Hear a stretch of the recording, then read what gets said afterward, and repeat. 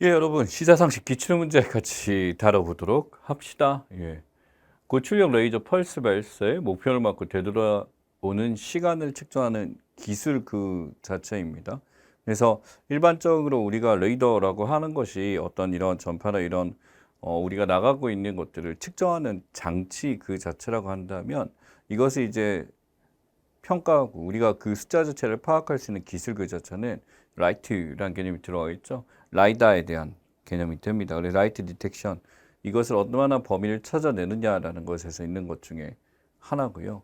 그래서 실제로 이제 목표물에서 지금 얼마나 맞고 들어오느냐라는 것, 우리가 이건 어떻게 보면은 우리나라 안에서도 이제 가능하겠지만, 이제 외국 더 나아가서는 이제 우주까지 관련해 그걸 측정하는 데 사용할 수가 있게 됐습니다. 그래서 실제로 이제 우리가 어디까지 간다는 데에서 전반적으로 우리가 공부했었던 내용 중에 시사 중에 뭐가 있었냐면, 이제 우주를 어느 정도 이제 가겠다라는 프로젝트들이 미국에서 많이 시행되고 있죠. 그래서 많이 활용하는 것 중에 하나입니다. 2번, 부유한이들이 자발적으로 재산 대부분을 생존 또는 사회에 기부하는 운동입니다. 어찌됐든 자발적으로 자신들의 어떤 그것들을 기부를 하는 것 중에 하나고, 이게 죽어서든 살아서든 전체적인 것들 이야기하죠. 물론 뭐 자식들에게 1도 안 준다 이런 건 아니고요. 제가 알기로 뭐 빌 게이츠 같은 경우는 100분의 1이라고 얘기했죠. 물론 빌 게이츠 재산 자체가 이번 재산 분할할 때 보니 175조던데, 물론 자식한테 얼마 갖겠습니다만 100분의 1이라고 해도 얼마야? 예, 1.75조죠. 감이 안 옵니다. 1.75조가 적은 돈인지 아닌지 모르겠지만 어쨌든 기빙 프라이즈라는 게 바로 여기에 들어가게 됩니다. 자선 조직화라는 건 어떻게 보면 이름을 붙인 것 중에 하나고요. 세계적 부호들 하게 되면서 이제 MSI에서 이렇게 됐고, 워렌 버핏도 여기 동참을 했죠. 예, 그래서 굉장히 이제 부를 가지고 있는 사람들이 지금 이런 식으로 하게 되고, 일론 머스크나 이제 페이스북, 마크 저커버그 같은 경우도 서약을 하게 됨으로써, 물론 이들의 부가 어디까지 갈지 모릅니다만, 완전히 이게 서약을 한다는 게 100%다 기부하겠다 그런 개념은 아니고, 자발적으로 재산 대부분이라는 걸 여러분 보셔야 됩니다. 사실은 그나 많은 돈이 이제 자식한테 간다 그래서 이게 뭐 행복이 그만큼 되는 건 아니죠. 예, 그래서 이들이 갖고 있는 것 중에 우리가 봐야 될 것 같고, 여기 보면 이 기부한동 운동 거친 기빙 프레이즈라고 부를 수가 있습니다만, 마지막에 이게 뭐 이들이 기적이다라고 부를 수 없습니다만, 너블리스 어블리주 같은 개념은 뭐 얘는 이게 그리스 시대부터 있었던 거예요. 기적들이 그만큼의 우리가 해야 될 의무가 있다라는 건데, 이게 뭐 자신들이 이제 어떤 위치가 있으니까 이 정도 해야 된다라기보다는 그만한 사회적 혜택을 보았기 때문에 그것을 돌려준다라는 개념으로 보면 되거든요. 비슷한 의미지만 정확하게 이거보다는 좀 더 이걸 거시적으로 넓게 보는 의미니까 2번 골라주셔야 되겠네요. 3번, 존경하는 작가나 작품에 비슷한 작품을 창작한 원작 그대로 작품을 표현하는 것은, 여러분들이 이제 영화나 또는 뭐 애니메이션도 이런 것도 많습니다. 그래서 선대 작가들 중에 또는 뭐 감독들 중에 굉장히 희한한 작품을 만들었거나 이런 것들에 대해서 자신이 거기에 대해서 굉장히 좀 인상을 받았거나 이런 것들을 그대로 재현해내는 것들을 이야기하죠. 뭐 이걸 또 너무 남용하게 되면 또 재미가 없어지게 되고, 어느 경우는 이제 이런 오마주적 차원, 존경적 차원이라기보다는 비꼬기 위해서 약간 패러디 형식을 하는 경우도 왕왕 있습니다. 그래서 이게 오마주에 대한 얘기고요. 실제로 이제 패러디라는 것을 그걸 비꼬으로써 이 히하하 웃기게 만드는 것을 얘기하고, 오마주라는 것은 지금 위에 있는 선배들의 어떤 작품들에 대해서 자신들이 이제 이것을 우리 작품 속에 살짝 녹여서 또 장면이나 이런 것들을 남기는 것 중에 하나입니다. 만일 들어본 게 이제 미장센일 텐데, 미장센 같은 것들은 미장센이 아름답다라고 하죠. 어떤 그 화면적인 구도적 측면이나 이게 그런 미학적 측면을 얘기한다라고 보시면 될 것 같고, 예, 뭐 샘플링은 영화 쪽에서는 아니죠. 예. 자, 4번입니다. 한 사람이 상황에 따라 다양한 형태의 자아를 갖는 것을 뜻하는 말. 뭐 옛날에 그 개그 콘서트였나, 이제는 하지 않습니다만 저도 개그 콘서트 세대가 많네요. 이제 그날 저녁 되면 항상 이제 같이 보고, 주말에서 보고, 아 이제 주말이 끝났구나 라는 것을 봤었던 거. 사실은 그 전에 뭐 토요일에 하는 뭐 쇼비디오 잡기라고, 이건 진짜 모르실 것 같아요. 아마 40대 분들 아실 것 같고, 뭐 그런 시대가 있었습니다. 그래서 거기서 이제 다중이라는 캐릭터가 있었죠.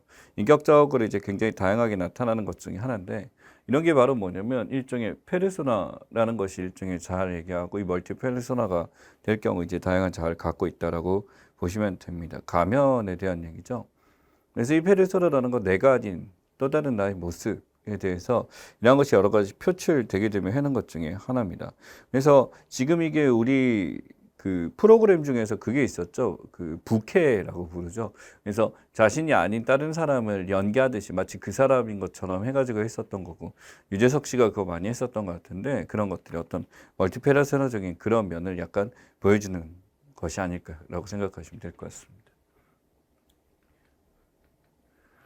뭐 아세안 10개국과 한국, 중국, 일본, 호주, 뉴질랜드 참여 다자간 무역 협상입니다. 우리가 알고 있기로 일반적으로 아세안에 대해서 우리가 기억을 하실 수가 있을 거예요. 근데 아세안 10개국이 포함된 것을 얘기를 하고요. 여기 중국, 일본, 호주, 뉴질랜드라 그래서 이제 나름대로 동아시아권과 아래쪽에 있는 오세아니아권에서 강한 나라들까지 이런 동남아시아와 함께 들어간 것을 이야기하죠. 그래서 바로 이게 뭐냐면 다자간 자유무역 협정에 저 RCEP를 부르게 됩니다. 그래서 이러한 영내 무역 자유화를 하려고 해서 관세를 없애려고 최대한 하는 것에 대해서 들어가는 것 중에 하나고요. 이게 실제로 전 세계 인구의 절반을 가까이 차지하죠. 거의 35억 이상을 넘어가고 GDP조차도 굉장히 높습니다. 물론 유럽이나 미국 빠졌기 때문에 전체 GDP에서 상당한 점을 차지하는 건 아니지만 나라 숫자들에 비해서는 굉장히 많이 차지하는 게 중국이 여기 있죠. 그다음에 일본, 그다음에 우리나라도 여기서 굉장히 큰 위치를 차지하고 있습니다. 그래서 이쪽에서 이 각국 정상들이 모여서 이제 결정된 것 중에 하나고, 최근에 이제 아세안이라는 개념보다 RCEP를 많이 활용해서 하는데, 이것도 지금 미중 간에 이제 갈등이 심해지게 되면서 일정 변화를 겪지 않을까라고 유추할 수가 있습니다. 6번 은퇴 후 국민연금을 받을 소득이 없는 기간을 뜻하는 경우. 그래서 우리가 이제 국민연금을 받을 나이가 있는데 그 전에 이제 조기 은퇴 명퇴를 하는 경우들이 있죠. 그래서 그 사이에서 약간 있게 되는데, 이게 굉장히 이제 설산이나 이런 데 가게 되면 항상 그 설산 들어가는 영화는 그 용어가 나오고 항상 신기했던 것 같아요. 여러분 혹시 예전에 이제 그 펭귄이 이렇게 뛰어가는 게임이 있어요. 굉장히 단순한 게임인데 꿈의 대륙인가 멍대륙 이런 것도 하고 또 이렇게 딴딴딴딴 하면서 나는데, 거기 그 펭귄이 이렇게 뛰어가게 되면서 동그랗게 이제 고기가 튀어나온 정도도 있지만 그게 있어요. 거기 뭐가 있냐면 이렇게 길게 파져 있는 부분. 바로 얼음이 깨져서 밑으로 이제 구덩이처럼 파져 있는데, 이게 무슨 함정처럼 되는 게 아니라 함정처럼 되는 경우는 크레바스가 이제 겉으로 보이지 않는 것도 있는데, 밑에 굉장히 얼음이 까져 있어서 그 마치 지진이 난 것처럼 그렇게 들어가 있는 거를 크레바스라는 단어가 있습니다. 바로 이 크레바스를 써서 여기도 소득 크레바스, 소득에 대해서 일시적으로 빠져있는 상태를 이야기하게 됩니다. 이 빙하가 녹아서 이제 일시적으로 녹거나 이제 깨져갖고 나와 있는 틈을 이야기하고요. 이게 이제 소득과 연관돼서 나오는 것 중에 하나입니다. 그래서 일시적으로 이 공간 동안 굉장히 이제 난항을 겪게 되는 상황을 이야기하고, 부동산이나 뭐 이런 것들도 당연히 문제가 될 수도 있고요. 결국 대체업 시장에서 물론 양질의 직업 아니겠지만 뛰어드는 경우가 이때 많이 있습니다. 7번 특정 물질에 대해 몸이 과민 반응을 일으키는 것을 뜻하는 의학용어, 경향신문 거지만 뭐 아마 여러분들이 많이들 이제 보셨을 거예요. 그리고 한 번쯤은 이제 TV에서 그 정경 실장이나 아니면은 실장이 아니죠. 정확한 표현을 쓰자면은 이제 하나의 부로 승격을 했으니까 이제 그 질병관리부장, 그렇게 청장님이시네요. 질병관리청을 올렸죠. 정은경 청장이 이제 얘기했던 얘기를 들으면 기억하겠지만 아나필락시스라는 표현이 있습니다. 그래서 아나필락시스가 반드시 이제 그 코로나에만 있는 건 아니고요. 그 외에 다양한 백신이나 기타 등등을 맞았을 때 여기서 과민 반응, 특정 물질이 들어왔을 때 거기서 이제 이상 반응을 일으키는 경우를 이야기합니다. 우리가 일반적으로 알레르기가 있느냐라고 했을 때 알레르기가 심한 경우에 아나필락시스 효과를 보죠. 그래서 땅콩이라든지 뭐 복숭아나 게라든지 여러분들 보시면은 이제 과자나 어떤 음료나 뭐 이런 거 볼 때 이 여기서 만드는 공장 이런 것들을 같이 하고 있습니다. 이런 식으로 안전하게 써놓기도 합니다. 그게 뭐냐면 이제 이걸 먹다가 그 성분이 없음에도 불구하고 그런 아나필락시스가 오는 경우도 있거든요. 재빨리 병원에 가야 됩니다. 굉장히 큰일이 날 수도 있고, 이게 미세하게 작은 친구들은 이게 뭔지 모르고 그냥 사시는 분도 있긴 해요. 근데 있는 경우인데 굉장히 약해요. 그래서 어떤 사람은 우리가 알고 있는 새우의 맛이라는 게 신맛으로 느끼는 사람들이 몇 명 있거든요. 근데 사실은 이게 시고 톡 쏘는 맛이 아니라 그게 사실은 저항받는 알레르기였었는데 그걸 모르고 계속 그렇게 먹어온 거죠.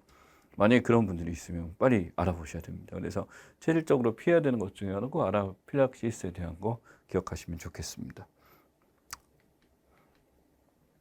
예, 인간의 성 정체성을 남성과 여성 단 둘로만 정의하지 않는 것은, 우리가 한 가지 정으로 이분법적으로 어떤 성별을 분류하지 않는 것들 이야기하죠. 그래서 뭐 이거 말고도 우리가 뭐냐면 양성애자도 있을 수도 있는 거고 이제 호모나 헤테로니아라는 걸로 이제 구분해서 나눈 것 중에 하나입니다. 이게 non-binary에 대한 개념이에요. 성별 자체를 단순히 이제 XX, XY라는 성형성체의 가장 기본적 분류로서 이거고만 이분법적으로만 하는 게 아니라 어떤 일종의 성적 소수자들에 대한 젠더 퀴어를 인정하게 되는 그런 개념을 이야기하게 됩니다. 그래서 일종의 이제 그녀라는 말에 대해서 그나 그녀에 대해서 그죠?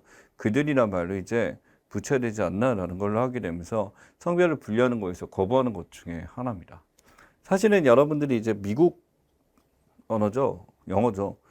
독일어는요. 진짜 모든 언어 자체에 대해서 성별이 있습니다.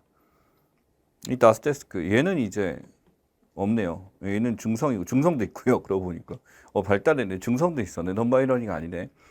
니체어예요. 그러니까 여자가 의자예요. 그러니까 모든 그런 어떤 사물들에 이 여성인지 남성이 중성인지라는 게 구분이 밤은 여성, 디나이트가 되고 뭐 그런 것들이 되게 신기했었는데 이게 이제 이런 식으로 어떤 이분법적으로 이게 어느 성별이다라는 게 개념이 없다라는 거고 그냥 이것을 구분하지 않고 해야 된다라는 것 중에 하나가 이루어지고 있습니다. 실제로 미국은 이제 주별로 이제 이게 통과된 데가 있어서 하게 되고 우리나라도 몇몇의 이제 어떤 성적 정체성에 대한 진보적 운동가들이 비슷하게 활용하고 있죠. 9번 경제 지표 평가 시 기준 비교 시점 상대적 차이에 따라 결과가 왜곡돼 보이는 현상. 실제로 이 효과 자체가 눈에 보이지 않는 것이 이제 드러나거나 또는 눈에 보이지 않는 걸 놓쳐서 이제 다른 변수를 놓쳐서 실제로 왜곡돼서 다르게 보이는 착각 효과를 주는 게 기저 효과에 대한 얘기죠. 그래서 실제로 이제 이 결과 자체가 우리가 지표나 이런 것들에 대해서 상대 수치가 시간을 흘려서 변화하는 경우가 발생하기도 합니다. 또한 학교 안에서도 설문조사를 할 때도 이게 식사 후가 있고요. 오전에 애들이 학교에 등교할 때가 있고요. 그 다음에 대학교 안에서도 이제 애들이 집에 갈 때 있고요. 설문조사 내용이 달라질 때도 있습니다. 경제 같은 것도 마찬가지로 실제 기준과 비교 시점에 따라서 이 차이가 급격하게 나타나게 됨으로써 일시적으로 그 효과가 달라지게 되는 것 또는 부풀려서 개선되어 있는 것처럼 보이고 일종의 착시 현상이 일어나는 것을 기저효과라고 부릅니다. 10번 사람들의 관심을 끌기에 자극적인 것만 보도하는 저널리즘. 실제로 우리나라는 이게 좀 적었어요. 실제로 적었고 아예 이걸 표방하기보다는 가끔씩 이런 도발적인 기사들을 낼 뿐 저널리즘 자체가 진지하려고 약간 하는 경향이 있었는데 우리가 찌라시라고 많이 부르죠. 이제는 찌라시임에도 불구하고 찌라시가 아닌 척 이것을 노골적으로 보여주는 이제 저널리즘들이 많이 나타나고 있습니다. 이제 옐로우 저널리즘이라고 하게 되고요. 지금 이것보다는 알아야 될 게 이제 아마 법안이 통과될 가능성이 있습니다. 지금 계류 중에 올라가 있습니다만 이게 아마 통과될 가능성이 매우 크고 징별적 이제 손해배상제인데 잘못된 이제 악의적인 뉴스에 의해서 일반 사람들이 피해를 보게 되는 경우 여기에 대해서 제한을 거는 건데요. 민주당에서 이걸 집어넣게 되면서 또 뭐가 있냐면 그러한 잘못된 보도나 이런 거에서 책임을 지게 하는 기자들에게 이제 뭐 재갈을 물렸다라고 하게 되는데 사실은 이제 정확한 루트가 없이 알려진 정보 자체를 이제 기자들이 활용해서 하는 것 때문에 많은 사람이 피해를 보게 되니까 그걸 막기 위해서 하는 법안이 지금 만들어진 상태에 있습니다. 그래서 어떻게 보면 이런 옐로우 저널리즘에 대한 이제 방어막이라고 볼 수도 있겠죠. 그래서 언론중재위원회가 이런 것들을 활동하게 되는데 어떤 사람들은 혹자들은 이렇게도 표현하죠. 그게 언론 재갈 물리기다. 이제 정부에 대한 비판이 되고 못하도록 하기 위함이다라고 하게 되는데 이건 정확하게 정부에 대한 비판을 못하는 게 아니라 그 기사를 통해서 피해를 본 사람이 손해배상 청구를 하는 제도지 정부가 이걸 통해서 하지 마라고 막는 것은 절대 아닌데 이제 기자들이 그만큼 너무나도 편하게 그냥 앉은 자리에서 기사를 썼고 여러분들이 그런 경험 많이 하셨을 겁니다. 예를 들어 그런 기사가 없음에도 마치 그런 기사가 있는지 계속 알려져서 해외 토픽까지 가게 된 것들. 1번 해외 투자자가 한국 채권 주식 거래할 때 금융자산을 대신 보관하고 관리해주는 서비스. 그래서 실제로 이제 외국에서 이거 들어가고 우리나라 같은 경우 사람들이 이제 레버카운트라고 하죠. 한국 사람들이 자산이 이걸 관리해서 그쪽에 책임져 준다라고 한다. 거꾸로 하는 것이 커스터드, 스탁이란 개념입니다. 그래서 이걸 통해서 외국 금융자산에 대해서 우리나라 주식을 사거나 이런 것들에 대해서 하게 되고 실제로 은행에서 가상자산까지 이런 커스터디로서 관리를 해주는 그런 시스템이 나오고 당연히 운영료라는 것이 있겠죠. 예, 그래서 이렇게 하게 되는 것 중에 하나입니다. 12번 형상을 단순하고 간결하며 원색적인 색채를 즐겨서 사용한 20세기 초의 미술 사전은 이라고 나와 있습니다. 우리가 지금 많이 봤었던 것 중에 하나고요. 실제로 이게 맞느냐라고 했었을 때 독특하게 표현한 것 중에 하나인데 뭐 저는 이 화가를 너무 이제 그러니까 중학교 때부터 이제 이 그림이 굉장히 인상 깊었던 건 샤갈이죠. 정물화라고 하고 그 색감이 기억나시죠? 이제 그래서 그 정물을 그렸을 때 그 눈앞에 있는 색채나 이걸 굉장히 인상 깊게 그린 다음에 선 자체가 막 실제 선처럼 실사를 그린 게 아닙니다. 그다음에 뭉크 같은 이제 여러 번 알고 있는 왜 그 절규라고 이렇게 표현한 건데 원색적으로 이렇게 표현했지만 그 느낌이라는 게 굉장히 전달되는 게 대단하죠. 그래서 일종의 표현지 화가들이 여기에 들어가게 됩니다. 그래서 인상주의라고 한다면 형상 단순화에 대한 개념이 아니라 인상 자기에게 봤을 때 그 순간 여러분이 지금 보고 있는 순간에서도 가장 인상적인 그 순간 자체 그 빛의 흐름이나 그 순간을 표현하는 게 인상주의라고 한다면 이거는 이제 원색적인 색채 자체에서 간결성을 보여주면서도 그거에 가지고 특징을 잘 보여주는 것이 이게 표현자의 특징입니다. 12번 정체불명의 영국에서 길거리에 몰래 작품을 만들고 사라지기로 유명한 인물. 그래서 이 사람이 이제 어디 한번 나타나서 그림을 그리고 나면 그 지역이 거의 명소가 되는 곳 중에 하나입니다. 이 뱅크시에 대한 얘기죠. 그래피티 아티스트고 벽면에는 이제 뱅크시가 그걸 그리고 가게 된다라고 한다면 일종의 이제 사람들이 보이지 않게 이렇게 남게 돼서 실체 자체도 알려지지 않죠. 근데 내용 자체가 갖고 있는 메시지가 굉장히 명확할 뿐더러 굉장히 뭐랄까 자신이 갖고 있는 것을 표출하지 않는 것들이 또 대단하기도 합니다. 우리는 사실 이 그래피티에 대해서 불편해하는 사람들이 많습니다만 이제 뱅크시는 그러한 것을 하나의 예술의 영역으로 올리지 않았나라는 생각을 할 수도 있습니다. 14번 다음 중 조선시대 이학자 율곡이를 추모하기에 창건된 사원입니다. 율곡이 그리고 뭐 이황 선생 있는 사원도 있겠죠. 그래서 이가 있는 곳은 자운이 되고요. 이황 선생 있는 도산이 되겠죠. 그래서 이제 이 서원 같은 경우는 아다시피 이런 유학자들이 기거하면서 자신들의 어떤 학문적 역량이나 후학 양성들에 의해서 있었던 것 중에 하나고 이 자원서원에서는 이제 계속 이제 매년마다 이 율곡에 대한 이제 제사도 지내면서 이렇게 하고 있습니다. 그래서 실제로 이 자원서원 뒤에 가게 되면 율곡 선생도 있고 사임당의 묘도 같이 있어서 이쪽에서 하게 되죠. 어떻게 보면 이 두 분이 지금 우리의 그 지폐를 두 개를 가져가셨네요. 네, 대단한 것 같습니다. 그래서 여기 보면 이제 도산서원인의 태계이황 선생이 되고요. 위에 있는 이제 서수서원이라고 하면은 이 최초의 서원이라고 알려져 있죠. 누구를 기린다라기보다는 이런 것 중에 하나고 명산서원은 서해 우리가 이제 그 징비록이라고 하죠. 서해 선생 바로 류성룡에 대한 것이 있는 것입니다. 15번 매년 특정한 시점에 주식적인 일정한 흐름을 보이는 것. 그래서 일정하게 어떤 흐름이 계속 반복돼서 이게 마치 달마다 뭐 연례행사처럼 항상 있는 것처럼 보이는 것 중에 하나가 되죠. 캘린더 효과를 이야기하게 됩니다. 이 캘린더 효과라는 게 일정한 시점, 이제 1월이 되면 어떻게 되고 7월이 되면 어떻게 되고 뭐 산타네리가 성탄절이 되면 어떻게 되고 소비 심리가 고정되는 것 중에 하나가 바로 이 캘린더 효과를 이야기합니다. 실제로 이것은 이제 주가에서만 쓰는 것도 있지만 다른 데서 많이 쓰는 것 중에 하나죠. 그래서 뭐 서머랠리 같은 경우도 있는데 여름 때 이제 휴가철 가기 전에 미리 돈을 박아놓고 가니까 그 순간에 이제 개미들이나 기타 등 많은 사람들이 투자를 많이 하고 가는 것을 이야기하기도 합니다. 반대로 이 사람들이 돌아오게 되면 그러한 돈들이 다 빠지게 되겠죠. 예, 시민권 문화의 진보하고 판에 박힌 표현을 가리키는 용어입니다. 이때까지 많이 했었던 거. 그래서 영화평을 봤을 때 이제 비평적 판을 써놓으면서 아까 오마주에 대한 얘기를 살짝 했습니다만 이것은 너무나도 진부한 클리셰라는 표현을 써요. 이 클리셰라는 게 뭐냐면 일종의 연판 이제 뭐 우리가 할 때 그 인쇄를 할 때 그 판화를 할 때 그 판때기를 얘기를 하죠. 그래서 이게 계속 똑같은 걸 찍어낸 듯한 그런 느낌이다라고 합니다. 우리나라 한때 이 클리셰에 대한 얘기, 클리셰라고 부르기도 부끄럽다라고 한 게 조폭 영화들이 좀 그랬었어요.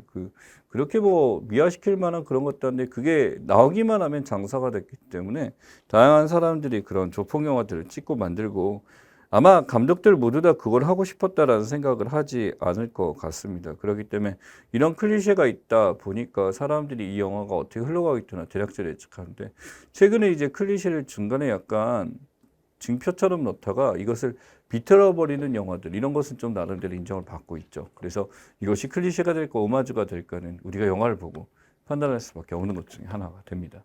자, 그렇다면 이제 우리 시대고시에서 준비한 문제들 보도록 하죠. 남한과 북한의 분계선에 관련된 다음 용어들에 대한 설명 중 틀린 것은 나와 있습니다. 여기 보시면 JSA, NLL, MDL, DMZ 다 중요합니다. 근데 여기서 NLL 같은 경우 굉장히 이제 우리 뭐 정치권에서는 굉장히 계속 논란이 되는 것 중에 하나고, 이게 남북에 대해서 해상 경계선에 대한 얘기인데, 이 경계선에서 이제 뭐 숨겨진 문서들에 보자면 여기서 굉장히 굴욕적 외교를 했었다. 노무현 대통령이 전화하면서 계속 공격을 하게 되는데 밝혀지지 않았습니다. 그 군사 이력이 나오진 않았는데 그런 식으로 이제 하게 되면서 제가 알기로 사후에도 거의 20년 가까이 이걸 가지고 계속 논의를 했었던 것 같아요. NLL은 중립 정지선이 아니라 해상 군사 분계선이라는 거고 나머지는 다 맞는 이야기입니다. 이번 중국에 관련된 다음 용어에 대한 설명 중 옳지 않은 것은 이라고 나왔어요. 지금 중국에 대해서 다양한 용어들이 계속 나오는 것 중에 하나가 바로 우리 지금 중국 사람들이 우리나라의 물건을 사는 것도 있죠. 반대로 중국 자체 내에서 나타나고 있는 여러 가지 변화들도 많이 나타나고 있죠. 중국의 MZ세대, 젊은 세대들은 중국 물건에 대한 저항이 없기 때문에 지금 애국적 소비 열풍이 일어나고 있습니다. 그래서 국산품 애용이죠, 일종의. 중국이 성장에 어떻게 보면 영향을 미치는데 독특한 것 중에 하나입니다. 차이니스월 사내 부서별 정보 차단이라고 해서 이것을 막는 것들을 이야기하고 실제로 통제가 많이 이루어지고요. 레드백 통합패권 이안을 통해서 지금 있는 것 나쁘지 않습니다. 다이궁 저임금 구조는 중국의 성장 전략이 아니라 다이궁이 뭐냐면요. 그야말로 이제 우리로 치면 보부상 같은 개념입니다. 와가지고 보따리로 물건을 싸서 이제 가져가는 산업 명품이나 이런 것들이고요. 쌍커 개인적 관심 개별 중국 관광객 그래서 이 쌍커들을 잡아라 해서 뭐 치맥이라든지 다양한 아이템이 개발됐었죠. 3번 골라주셔야 됩니다. 자, IT 용어에 대한 설명 중 옳지 않은 것은 우리가 아마 앞에서 다 봤었던 스터디 중에 하나다라고 보시면 될 것 같습니다. 이 망중립성, 공익성 사용 한꺼번에 망중립성에 대한 공익화에서 나왔고요. 블록체인, 보안 방식, 이거 스마트 팩토리 다 좋은데 쿠키 보시면 전성으로 일정한 통화로 나눈 데이터 한 패킷이 되고요.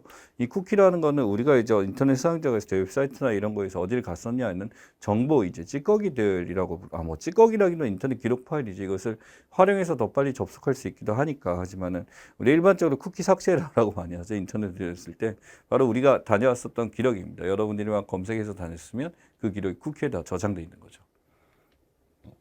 4번 다음 중 영화 용어에 대한 설명으로 옳지 않은 건 씬스틸러 탄의 연출을 베껴서 사용하는 행위. 자, 씬스틸러라는 것은 우리가 많이 본 사람, 저 같은 경우는 씬스틸러 누가 있냐 유해진 씨 되게 재밌어요. 이분 나오면은 그냥 눈이 가요. 그런 배우들이 몇 명 있죠. 드라마에도 감초 역할이라고 하는데 눈에 확 띄는 사람. 다른 사람보다도 그 씬스틸러가 때문에 이제 그 영화가 기억에 남는 경우, 드라마 기억에 남는 경우도 많습니다. 그래서 탄의 연출이 아니라 씬스틸러는 그야말로 화면에서 눈을 떼지 못하게 하는 그런 어떤 도발적인 연기자들. 주연은 아닌데 주연보다 더 이제 눈이 가는 사람들 이야기 하죠. 그래서 이런 사람들이 씬스틸러로 있고 나머지는 이제 정적 영화의 특징 들립니다. 5번 다음 중 재선거와 보궐선거에 대한 설명을 옳지 않은 것은 우리가 기본 개념에서 이제 봤었던 것 중에 하나죠. 이 보궐선거라는 게 이제 하게 되는 경우가 뭐가 있냐면 당연히 자리가 비었을 때 지역구에 대해서 하는 것 중에 하나죠. 예, 그래서 이 재선거가 당선 무효가 됐을 때 재선거 다시 한번 하는 거고 아직 그 자리에 들어간 사람이 없을 때 하는 거다라고 한다면 보궐선거는 이미 맡은 사람이 있는데 그 사람이 이제 공석이 돼서 어떤 이유 때문에 하게 되는 것들 중에 하나가 됩니다. 그래서 보궐선거는 매년 4월 첫 번째 수요일이라고 한다라고 해서 이 보궐선거에 대해서 기억을 해야 될 게 우리가 이제 뭐 매년 이제 정기적으로 매년 4월 첫 번째 수요일이라 그래서 그때 진행된다라고 했었을 때 이거는 일반적으로 이제 다른 선거와 시기가 겹쳤을 때 시행되는 것을 이야기하죠. 그래서 우리가 이제 많은 것들이 이때 하게 됐고 전국구 국회의원 거론 시 보궐선거를 실시한다. 거론이라기보다는 이제 결혼에 대한 이야기죠. 그래서 자리가 비었을 때 이루어지는 것들 중에 하나입니다. 그래서 거론 시에는 일반적으로 거론 통지해서 승계할자를 이제 일어나게 되고요. 이 보궐선거는 그야말로 그 안에서 이제 사람이 이제 나가야 되거나 어떤 뭐 예를 들어 지사에서 지금 어떤 사람이 대통령 후보를 나간다 했을 때 하게 되는 것이 보궐선거의 특징이 됩니다. 3번 골라주셔야 되죠. 6번 저작권과 관련해 다음 용어에 대한 설명 중 옳지 않은 것은 저작 인격권, 사망권 인격권 자체가 보장이 되느냐라는 거 맞고요. 카피래프트 무단 사용과 불법 복제 반대하는 운동이라고 했는데 이 카피래프트는 저작권에 대해서 반대하는 개념 그 자체를 이야기합니다. 그래서 이 무단 사용 불법 복제에 반대하는 것이 아니라 어떤 얼마든지 이것을 활용해도 좋아라고 하는 게 카피래프트 운동의 특징이죠. 그래서 나와 있는 거는 저작권 그 자체에 대한 스토리가 나와 있네요. 7번 다음 설명과 관련 깊은 새로운 물결입니다. 1950년 후반 프랑스 영화계 보수적인 사회하면서 혁신적인 영화를 만들자. 이게요, 이제 유명한 표현 루벨바흐라고 하고요. 루벨바그 또는 루벨바흐라고 하고요. 이 당시에 뭐 네모대로 해설하는지 500번의 구타, 300번의 구타죠. 예, 그래서 이제 그런 어떤 프랑스에 상징하는 수많은 뛰어난 영화들이 이때 많이 등장하게 됩니다. 그래서 일반적인 도덕관념이나 읽어보는 영화적 형식 자체에 대한 자유 분방을 강조하게 되면서 이때 거의 프랑스 영화가 지배를 했던 시절이라고 보시면 됩니다. 지금도 이때를 좋아하는 사람 많이 있죠. 8번 마케팅 믹스 4P에도 포함되지 않는 것은 자, 프라이스, 플레이스, 프로젝트, 프로모션 보시면 아시겠죠. 반드시 없어야 되는 게 뭐죠? 프로젝트에 대한 게 나와야 되겠네요. 여기 보시면 정확하게 빠진 게 프로덕트, 생산품, 제품 자체가 빠졌네요. 그래서 4P고 굉장히 뭐 마케팅뿐만 아니라 다양한 데서 활용되고 있는 기업 개념이니까 기억 꼭 하시기 바랍니다. 9번 거짓말을 통해 인간이 발전했다라는 주장과 관련된 도서. 그래서 용호 사피엔스들은 이러한 거짓말을 통해서 이것을 포함하기에 성장했다라고 하고 유발 하라리에 대한 얘기죠. 바로 사피엔스에 대한 이야기입니다. 뭐 트렌드 코리아 12가지 인생 법칙. 뭐 저 책도 굉장히 재밌는 책이긴 한데 이거하고 다르고요. 사피엔스. 예, 나 2번 골라 주셔야 됩니다. 10번 인터넷 주소창이 사용하는 HTTP의 의미는 이라고 나왔습니다. HTTP 하이퍼텍스트란 말을 붙이죠. 그래서 우리가 이제 썼을 때 인터넷 네트워크에 대해서 클라이트에 주고받는 인터넷 데이터에 대해서 어떤 통신 규범, 규약에 대한 그런 스토리입니다. 그래서 인터넷 데이터 통신 규약. 단순히 이제 굉장히 익숙해서 많이 보는 거긴 하지만 이게 규약이었어? 라는 얘기 하게 되면 신기한 것 중에 하나죠. 트랜스퍼 프로토콜이란 말을 붙이죠. 헌법재판소 관할 업무가 아닌 것은 헌법소원대 법률심판 해야 되고요. 탄핵안에 대해 심판하고 정당해산 심판하고 개헌안에 대한 심판. 이 개헌안에 대해서는 이게 정당에서 하는 것이 아니고 위헌정당 해산에 대해서 이제 판단하는 거 이쪽이고요. 그다음에 기관 간 이제 다툼에 대해서 이걸 결정되는 것도 여기에 있습니다. 근데 여기 나와 있는 이 정당 해산까지는 맞는데 개헌안 자체는 여기에 대해서 결정하는 것이 아닙니다. 개헌 같은 경우는요, 바로 누가 하냐면 국민 투표를 통해서 개헌안이 이루어지게 되고 이것을 헌법재판소가 함부로 심판해서는 절대 안 됩니다. 12번 다음에 해당하는 영어 고대 그리스 스파르타 아테네 충돌이 비슷한 예 하버드 국제문고수 그러면서 통용돼서 국제정치학 개념이다. 자, 여기서 기억해야 될 게 투키디데스 함정에 대한 얘기죠. 캐스팅 보트 표를 가지고 헤게모니 같은 것들은 뭐냐면 오히려 여기서 가장 잘 나올 수 있는 것 중에 하나인데 헤게모니란 것 자체가 우리가 상황에서 뭐 헤게모니를 얻었을 때 정치적 권력을 얻었다라고 부르거든요. 지도력에 대한 그런 스토리고 투키디데스 함정 같은 경우는 일반적으로 이제 미국이나 중국의 간의 어떤 갈등에 대해서 지금 나타난 사례죠. 스파르타 아테네 사이가 작지만 이렇게 된 거고 이 상황에서 나타난 것이 바로 투키디데스 함정입니다. 13번 다음에 설명한 사람 누구인가? 경제학자 76년 소비분석 통화이론 역사 안정환 주체하고 노벨 경제학상 자유시장 내 정부가 맡는 역할이 축소되어야 한다 강조했었던 사람. 지금 이 사람 이름이 나오는 게 윤석열 총장이 이제 계속 자기네 밀턴 프리드만식 경제 학적 관념을 따른다라고 해서 많이 나온 것 중에 하나고 바로 자유시장 역할 축소에 대해서 얘기를 했어요. 그래서 정적으로 풀어주는 이제 레이거노믹스라고 그러죠. 레이건식 정치를 하려고 합니다. 밀턴이고요. 14번 다음에 설명한 전략 아이디어를 빠르게 시제품 만들어 시장의 반응 살핍니다. 반영에 제휴하는 이런 과정 반응 성공률을 높인다. 지속적으로 이제 어떤 상품들을 만들었을 때 이 새 제품을 먼저서 이제 이것을 만들게 되면 버전업 시키고 게임 같은 거 이제 알파 테스트, 베타 테스트 비슷한데 바로 린 스타트업 이제 기대서 하는 스타트업을 이야기합니다. 항상 사람들로 하여금 이야기를 듣고 이제 발전시키면서 하는 거고 짧은 기간 열었다가 확인해서 새로 고치고 하는 거죠. 자기들끼리 하는 것보다는 실제 이제 고객들의 입장에 생각해 본다는 점에서 이유는 있겠지만 이제 규모가 큰 제품이나 이런 것들은 쉽지 않겠죠. 15번 기업 가치를 높이니 되팔아 수익을 챙긴 투자 펀드. 나쁘죠. 예, 그래서 이게 뭐냐면 샀다가 팔았다 하게 되면서 여기도 찢어서 파는 경우인데 바이아웃 펀드에 대한 이야기 중에 하나입니다. 일반적으로 이제 차입이나 채권 같은 것들 통해서 이제 기업을 인수한 다음에 가치 높여서 이제 비싸게 되파는 성격에 해당하게 됩니다. 지금 한생 같은 경우 이제 상속세 때문에 지금 나와 있는 상태인데 아마 바이아웃 펀드에 넘어가게 된 입장이라고 보시면 되죠.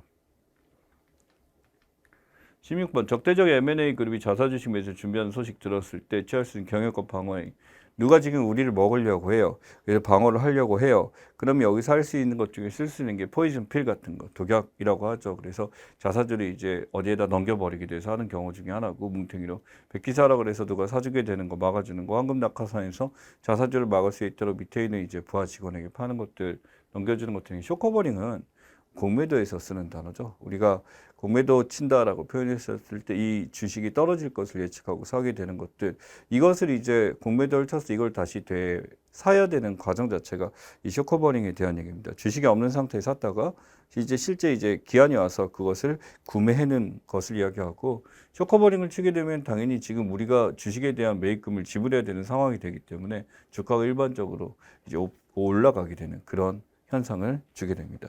자, 8월 문제 일반적으로 봤었는데 이전 문제에 대해서는 지엽적인 건 별로 없고 충분히 보기들을 보면 여러분들에게 다른 보기들, 그러니까 답이 말고 다른 보기들도 캐치를 하고 보실 만한 필요들이 있는 문제들로 구성이 되어 있습니다. 다시 한번 꼭 확인해 보시고요. 날씨가 덥지만 조금만 더 고생하십시오. 화이팅입니다.